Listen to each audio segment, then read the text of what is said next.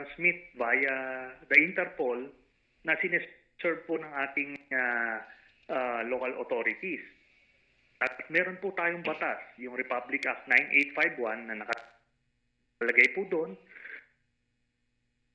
na kapag may isang akusado na iniimbestigahan ng International Tribunal sa mga kasong crimes against humanity, genocide at iba pa, ay ang otoridad ay maaring isurrender ito doon sa international court na yon. Nakalagay po yan sa batas, napakaliwanag po yan. Valid yan, hindi yan na-declare na unconstitutional o illegal. So, ito ngayon ang ginagawa nila. Wala pong basihan ang protective custody. Kasi, alam niyo po, nung ako nasa Senado, nung kinancel yung aking amnesty, ay nung walang warrant, hindi pinayagan. Objection, Your Honor, misleading. Bakit? Bakit misleading, Your Honor? Your Honor, yung warrant mo galing sa Korte ng Pilipinas. Yung warrant mo, kaya ka nahuli, kaya ka hinuli. Yung warrant ni Bato na sinasabi mong hawak mo, sabi mo, galing sa ICC. Therefore, Your Honor, it is invalid. Why? Ang magbibigay dapat ng warrant ay ang local court. Dapat dadalhin muna yan, warrant na yan, sa local court at ang local court ang magpapadala ng warrant. So, Your Honor, yung sinasabi mong obstruction of justice is irrelevant and walang kwenta. That's the truth, ladies and gentlemen. Bakit to? Kung maaalala ninyo. Eto, papaliwanag ko lang sa inyo. Ano sinasabi ni Marcos noon nung inaresto si Pangulong Duterte?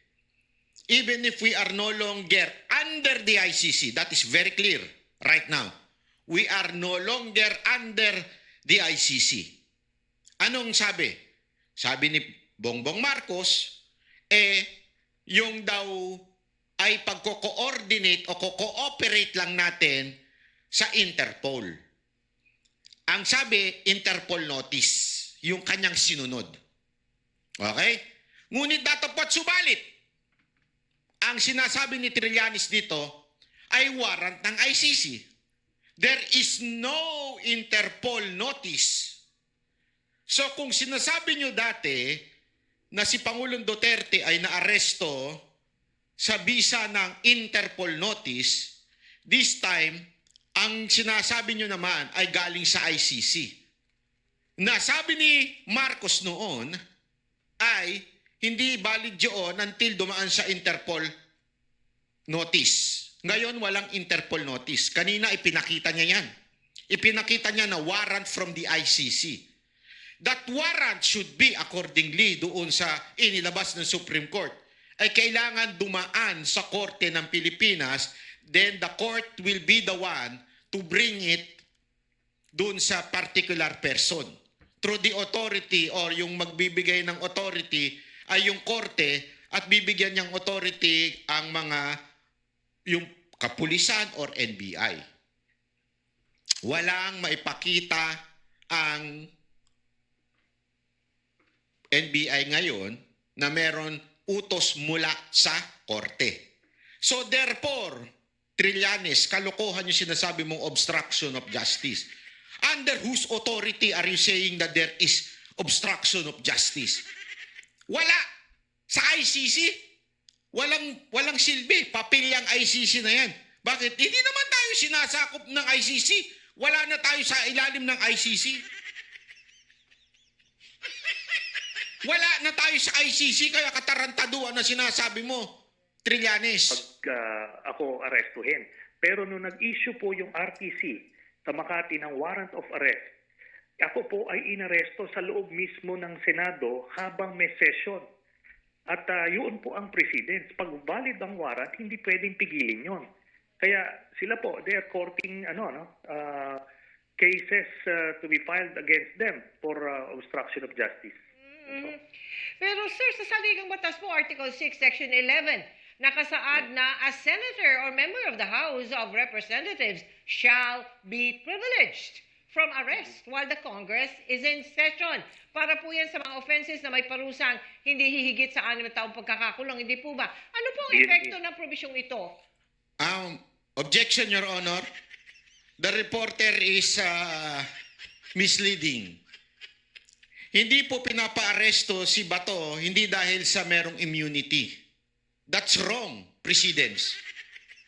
The reason why hindi papayagan ng Senado na ma-aresto si Bato dahil walang authority ang ICC na mag-aresto ng kahit sino man sa Pilipinas.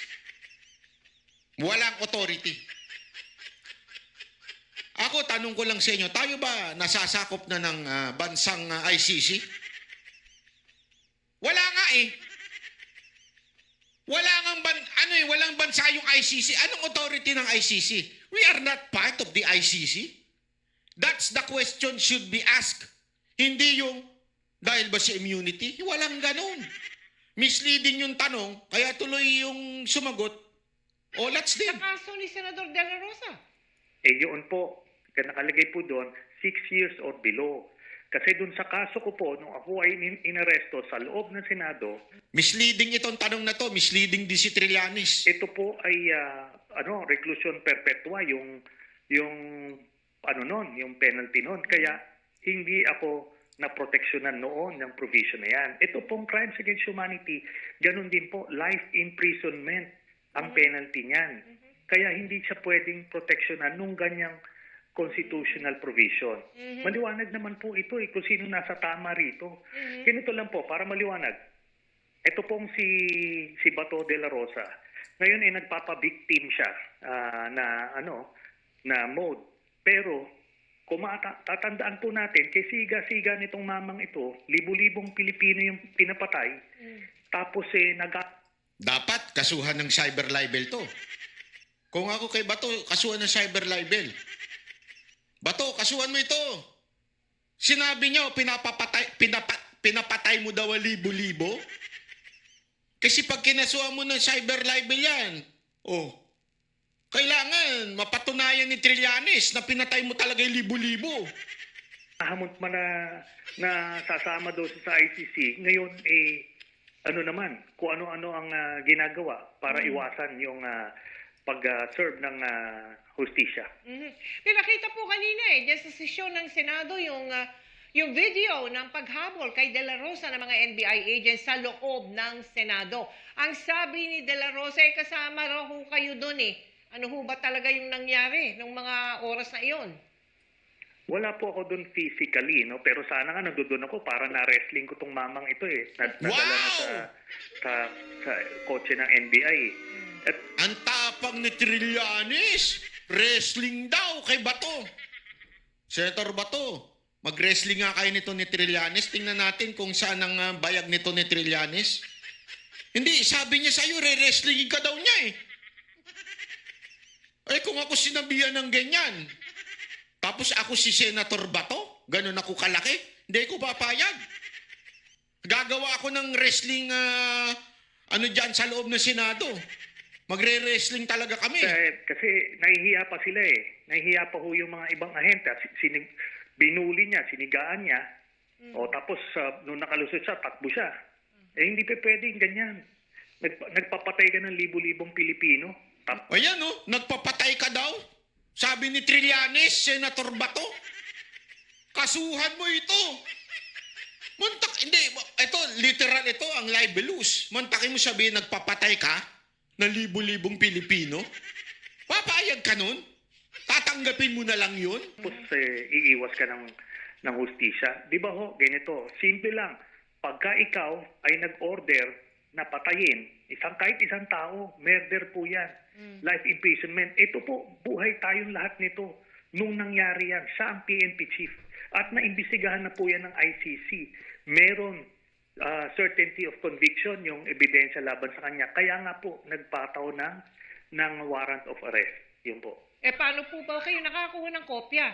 Yun nga. Ito po ay nabigay sa PCTC. Kanina po, nung nag-appear siya. So, ito yung sealed warrant. Ngayon, ako po ay nakikipag-ugnayan sa kanila simula pa po 2017. Di ho ba? So, simulat sa pool, nagko-coordinate ako sa kanya para nga sa ICC, para nga makakuha ng hustisya yung mga pamilya ng mga nangamatay nung sa EJK noong panahon ni Duterte. So hindi ko po binibitawan itong kasong ito until mapanagot natin yung mga may pagkakasala dito. O so, ibig sabihin po ba niyan, ano ha? Kayo'y nandiyan dyan bilang tugon doon sa sinabi noon ni De La Rosa nung